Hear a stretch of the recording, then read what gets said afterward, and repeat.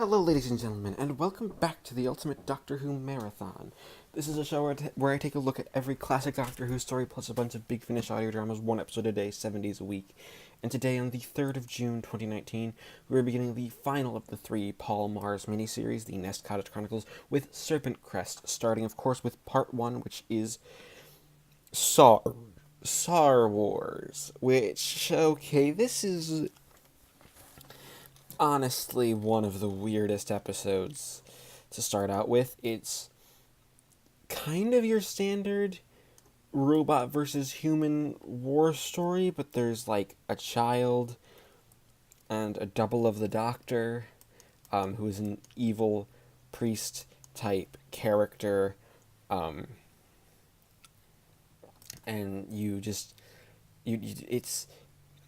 it's very much, you can tell this is a Paul Mars script. And to be honest, I think Paul Mars does a really good job with having the idea. Um, no, seriously, she's um,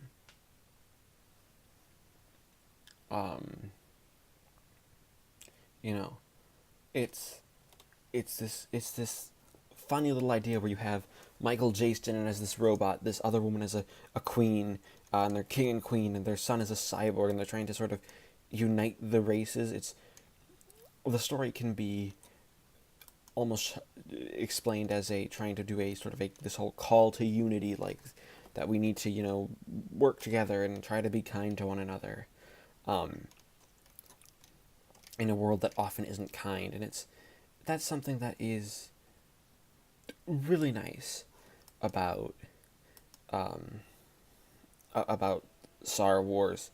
It also is doing a bunch of space opera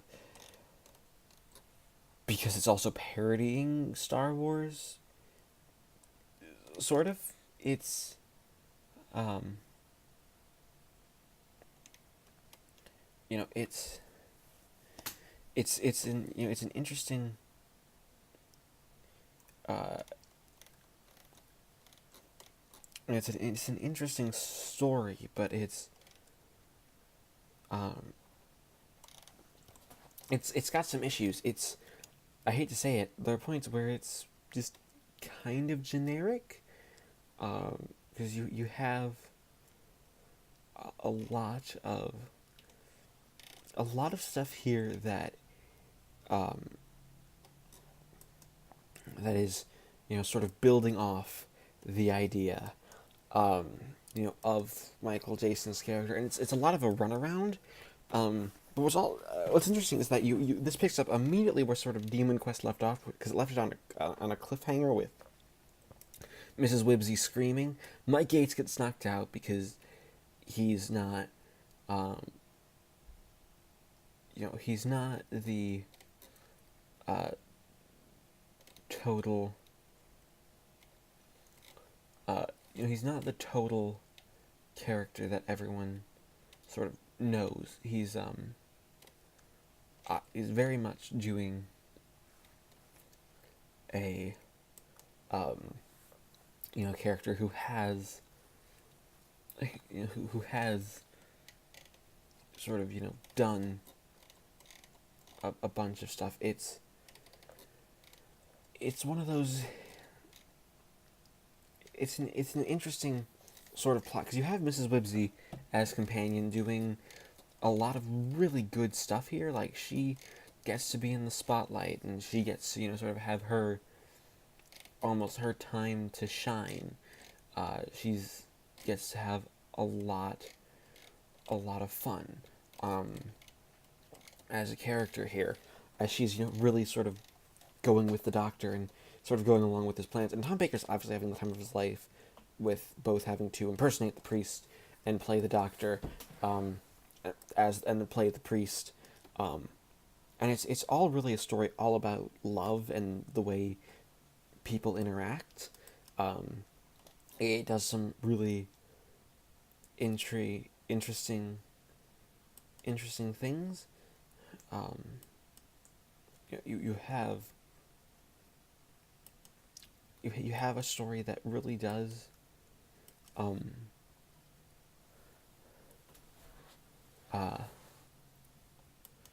tries her hardest.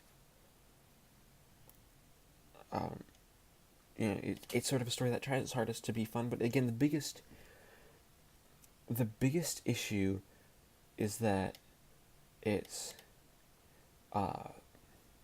this is one of those stories where it's basically just trying to be Star Wars. There are points like Michael Jackson is great, as well, mainly because you sort of know, but again, you sort of know who he is. But I think it's brought down by it's doing we're going to have Doctor Who does Star Wars, almost intentionally poking fun at the fact that there were television stories around this era where they were very much inspired by Star Wars, with like long spaceships going across the screen as like intros, and things like that really work. But overall, Star Wars, which I don't like that title. It's really cheesy and really kind of just sort of crap. It's a good start. It's probably the weakest start to any. It's probably the weakest start to any of these box sets so far. But it's still a decent enough story, and you'll get you'll at least get a little bit of enjoyment out of it, even if it may not be for everyone. So overall, I'm going to give Star Wars a 6 out of 10. It is the 4th of June 2019, and I just finished listening to The Broken Crown, the second part of the Serpent Crest miniseries. And unlike the other, this is an episode that is taking place right where the first one fell off. You have Mrs. Wibbsey and the Doctor, basically making it back to Hexford, but not in the present though. In the year 1861, where there's this young kid called Andrew, who is basically so I hate to say this,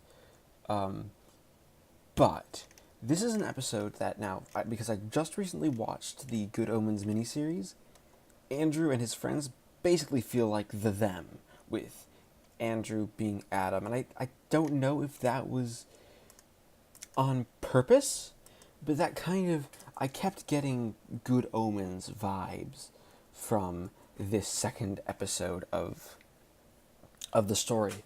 Mainly because you have a kid who has basically extreme powers and basically creates a dragon and nearly burns down the village, because the kid is secretly the prince from the first story, all grown up, because, well, the Doctor and Mrs. Wibbsey didn't make it to they didn't make it in time, because, well, you have the character of Boolin, who is now Mr. Booley, who lost his memory. There's the egg from the Shishtari, the villains of the first story, and basically, that's basically what causes the powers, and it's all things like this that really make you feel. It makes you feel like, again, you've stepped into the work of Terry Pratchett and Neil Gaiman, mainly because this is one of those stories that is very much inspired by another work, and it's with that as as a sort of idea. The problem with that is that you just sort of spend much of the runtime thinking of, this is just like this. Now what's interesting is that we bring back the narration as if the story is being told to you, even though we end on a cliffhanger without any narration, which is a very weird way of doing it. Like, why would you use narration but not end with the same narration? You have the narration from the kid Andrew, who is, you know, obviously, you know, the prince that we, you know, from who was a toddler in the first story now, is obviously all grown up. You know, he's, you know, originally his name was, of course, Alex. Now you have him wearing a basically a bag over his head to hide his appearance, which is, you know, that's an interesting sort of story. Even though you don't have, even though you don't have as much here, you have.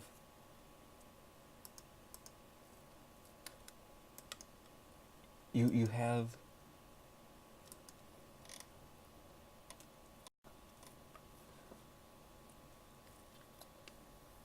you have the character sort of not only just sort of grown up into what's an interesting sort of episode. You have the doctor and Mrs. Wibbsey essentially trying to make themselves fit into this society. You know, Mrs. Wibbsey tries to become the housekeeper to the Reverend Dobbs, who took on Andrew as his ward. Of course, this big sort of... A lot of the first half of the story is really, really good because it deals with the mystery of the kids, and it's the stuff that doesn't quite feel like... doesn't quite feel like it's just aping other stories. It's sort of doing its own thing. Mrs. Wibbsey and the Doctor are both great. Mrs. Wibbsey especially is really growing on me as a character. She's a great companion, and Susan Jameson plays her with real relish. You know, she does a really, really good job. You know, he's one of those, you know, she's one of those characters who, you know, sort of takes no nonsense, and really doesn't give, you know, doesn't do everything. You know, you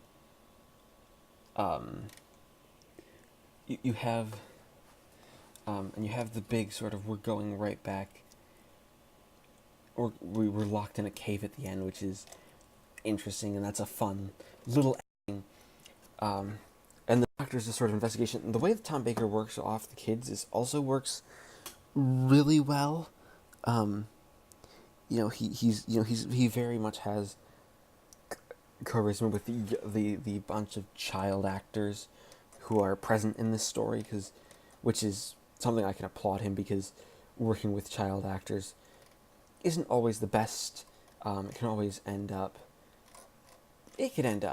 sort of backfiring and really causing a real sort of failure. You know, it's one of those things that is it's difficult to do properly. You know, and here the difficulty really is, you know, is overcome. The characters are really, really good. But the biggest problem here is that it's Paul Mars basically writing bits of another author's work pretty much verbatim. Still doing an incredible job and still injecting it with his own charm, but that stops it from being anything too great. It stops it from being, you know, a great installment, something that, you know, I'd want to come back to again and again. So overall, I'm going to give The Broken Crown a 7 out of 10. It is the 5th of June 2019, and I just finished listening to Aladdin Time, the third episode of Serpent Crest. Aladdin Time as an episode is quite sad, actually. It's quite fun. It's the Doctor Who sort of doing a pantomime retelling of Aladdin with some restraint pulled on the humor. Like, this is an episode where Paul Mars actually shows that he can really pull back restraint as a writer at points, where he realizes this is maybe at this point, you know, there are points where I need to sort of calm down and not necessarily have, you know, it's it's really one of those stories that you need to have the, you need to have the sort of background. Like, you have this idea, there's this nice framing device where you have Scheherazade, who is sort of just this ethereal narrator stuck in the egg, representing the egg, because it sort of takes place in a world that exists because of the egg. Um, it's it's one of those, um, you know, it's one of those stories uh,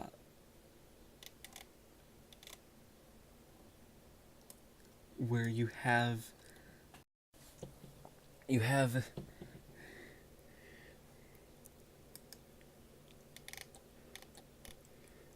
have the story sort of doing things a little bit towards an interesting finale. But you sort of, this is an episode where you feel like you sort of, the first three episodes are ended here. Like, they got everyone out of the egg. The Doctor and Mrs. Wibbsey made it back to the TARDIS and are going right on to Hexford, while you have uh, while you have everything, while you really have everything uh, sort of building up to a standardish conclusion. Um, it's it's one of those. Uh,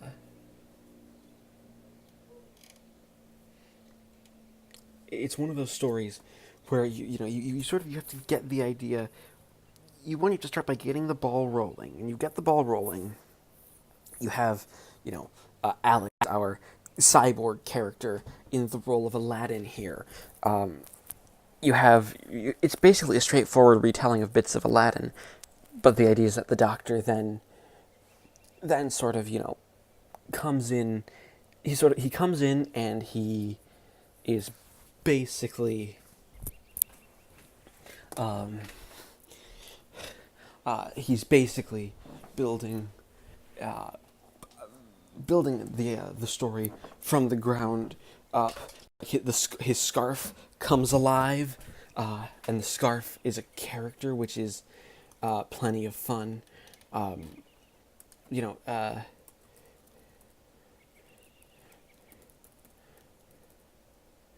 it's that's really fun. Um, you have you have stuff where you have, the story is building up around all these characters. You have a lot of fun stuff. The scarf as a character has this really deep voice. You have a character of a griffin who is, sort of the reincarnation of, the priest. You have all, because again, the idea is that they're all trapped in the fantasy, and they sort of get freed by the end because, that's sort of where the story is going. And the actual conclusion itself is really, it's fun. It's a fun conclusion that you have things built up around, basically built up around the story. As the story goes on, it's one where you really have to get going, to get it going to it has to get going to make you feel like it's, concluding here. It only really ends once, once the, sort of the characters make it end. It's one of those big, it's one of those really big, it's basically a big story that that ends it ends with everything. It's a lot of fun. Like you have it's basically a pantomime. You have all the characters building together, and you have basically everyone happy by the end. So you really just want to ask, where's the last two parts going? Which is sort of this story's biggest issue, is that it ends without actually being like, okay, here's where the finale's going. Here's where our characters are meeting. Here's where everything. Here's what we're really building up to, and here's the sort of the type of story we're trying to tell. It's it's one of those stories. You have uh, you have uh, uh,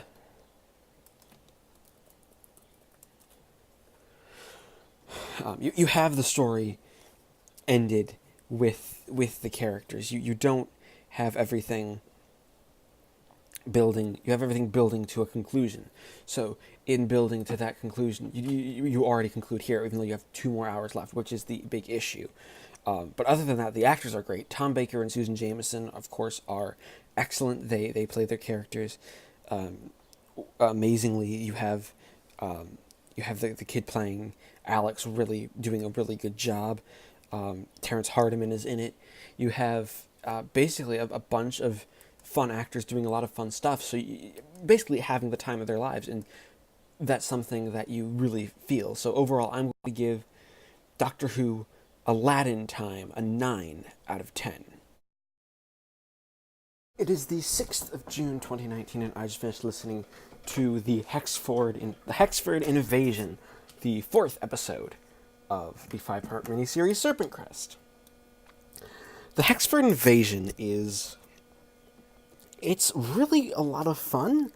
This is an episode that could be almost described as Dr. Light. You really have Mrs. Wibbsey being the one to carry it, because you have David Troughton, the son of the late Patrick Troughton, basically playing someone claiming to be the Doctor. Now, Paul Mars does a really good job early on for like the first half or so of the story,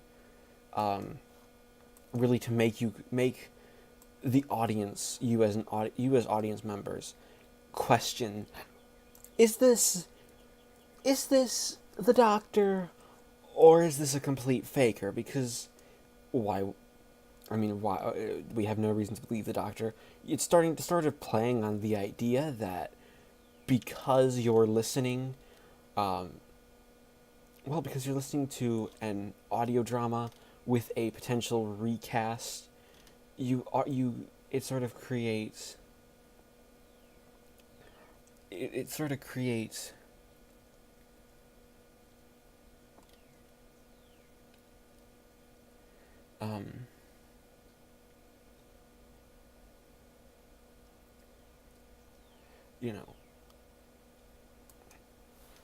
it creates this idea that maybe it is actually the Doctor.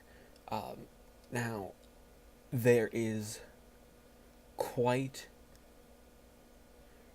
quite a lot here where the Doctor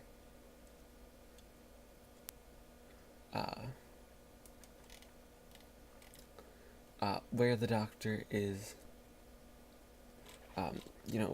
very much being the man who,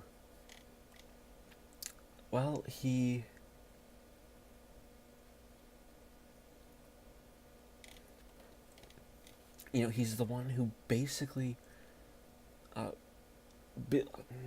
builds up this sort of defense in Hexford for an invasion. And part of the idea, the big reveal, is that you have Mrs. Wibbsey sort of written off by the character as this what can be described as sort of just she's a batty old woman. You don't need to listen to her. You really don't. She's old. She doesn't have a need. She doesn't. It isn't needed to really listen to her. You can just leave her. on her own. It's not necessary, and it's one of those things that I think is done really, really well. It's just sort of making her believe that she's going insane, until of course the doctor shows up, basically to quote unquote save her. She's not really saved. It's more of she's basically allowed to believe that, the doctor shows up and is like, yeah, I don't remember this. This is also one of those things that you really get. You really get the idea that you get this really interesting, cool idea that the doctor here, you have season 6B essentially confirmed that there were second Doctor stories afterwards that the doctor doesn't remember.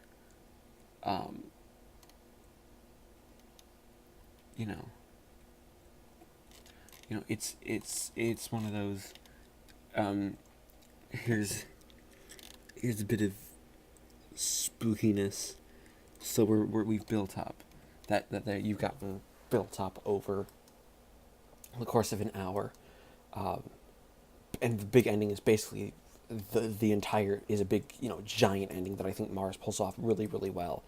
He basically has it so that the entire town gets uprooted, and in being uprooted, it basically it's one of those things where you have the story. You have the story building up to the basically we're going into space. That is the big thing. That's our big conclusion here, is that it's you get into space, and that is really, it's really well done. I really enjoy what Mars does here. He creates a really fun episode, and putting Tom Baker in the background and allowing David Troughton, who is really, really good at being, at being the,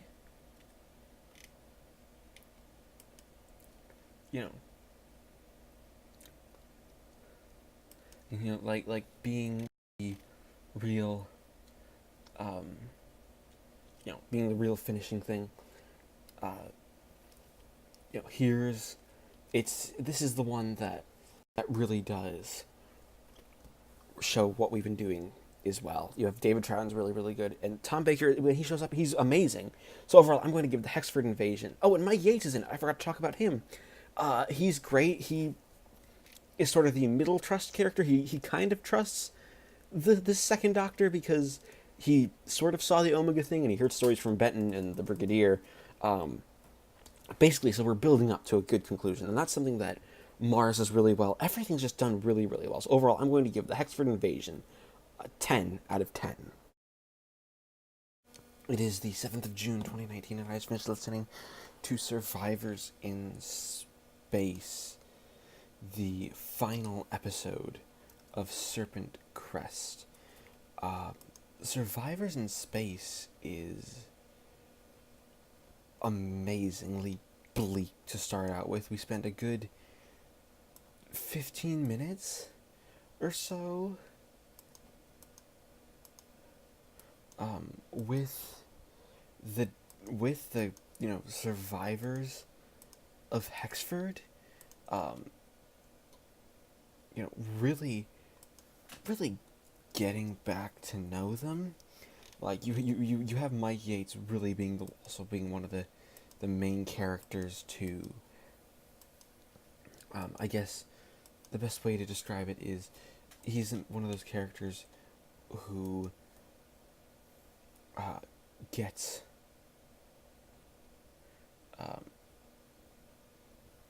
to be written it gets to be, we basically have the Doctor being as distant as he can. Basically, the second Doctor, well, the real Doctor and Mrs. Wibbsey are, well, they're basically out being,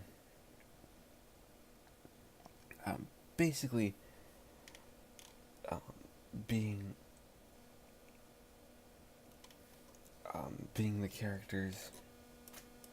He's being the character you don't really want him to be.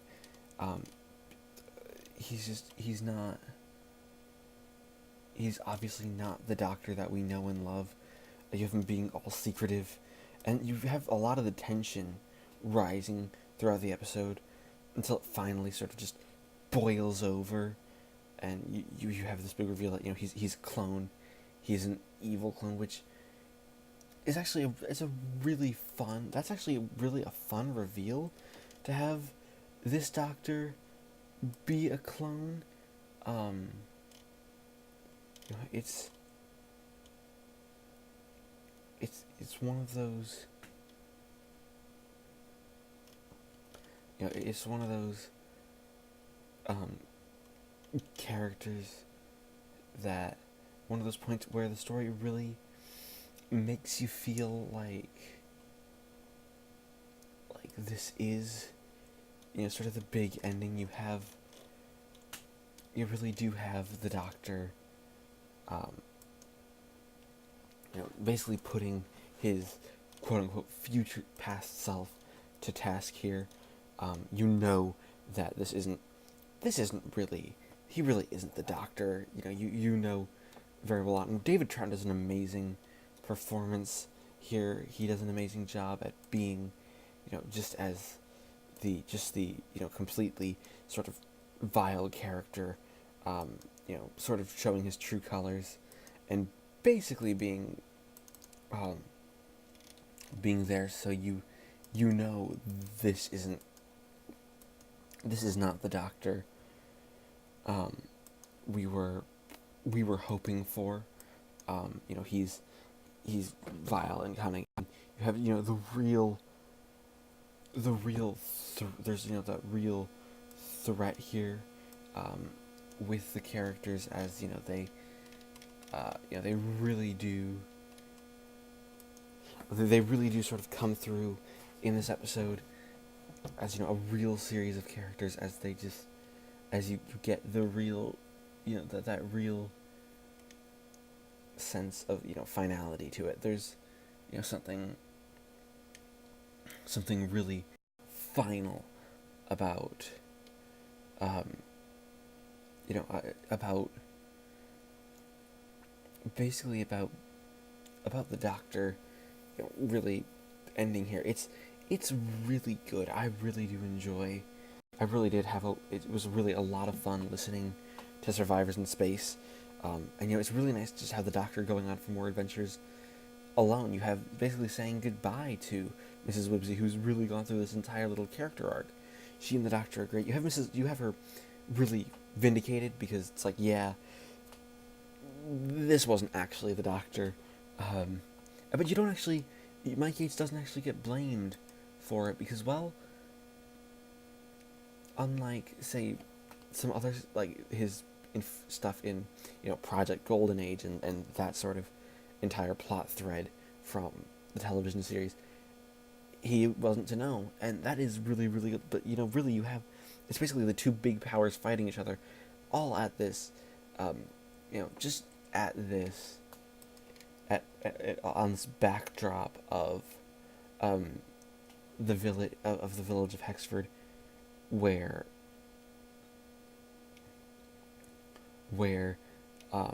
all the characters have basically they've basically sort of given up. Like, they're spending Christmas here, which is really sad. It's one of those, you get this real just sort of sad feeling that everything in this village has in fact fallen apart because of it, and it's just a really good conclusion to the story. So overall, I'm going to give Survivors in Space a perfect 10 out of 10. And we average up the 5 episodes of Serpent Crest to give Serpent Crest a final score of 8.4 out of 10. Thank everybody for watching this installment of the Ultimate Doctor Who Marathon. As always, please leave a like, comment, and subscribe if you haven't already. I always enjoy hearing from you. And join me next time when when instead of returning to television, we actually we go back to Big Finish audio dramas, instead of the BBC ones, with starting their 8th series of 4th Doctor adventures, the Syndicate Master Plan, with the first story, The SINESTRAN Kill.